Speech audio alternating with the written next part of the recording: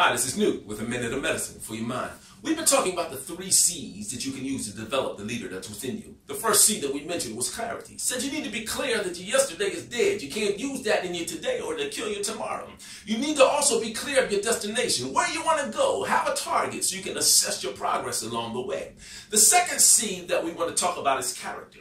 Now, Abraham Lincoln once said, your character is like a tree and your reputation is like a shadow. When you look at the shadow, that's what you think the tree should be. But when you look at the tree, you see the real thing. Your character is the real you. See, Joshua in 1:7, God said, be strong and very courageous. And that's interesting because the first assignment God gave Joshua as a leader was not to do something, but it was to be something. Because your character is important. You see, what I'm trying to say to you today, it's real simple, see? Developing yourself in God's image, it's not about doing, it's about being who He's already created you to be. In Joshua 17, Moses was on the hill holding up the stick, and Joshua was down in the valley fighting. He was already strong. So why did God tell him to be strong and be courageous? It's because leadership and self-development requires a different type of strength.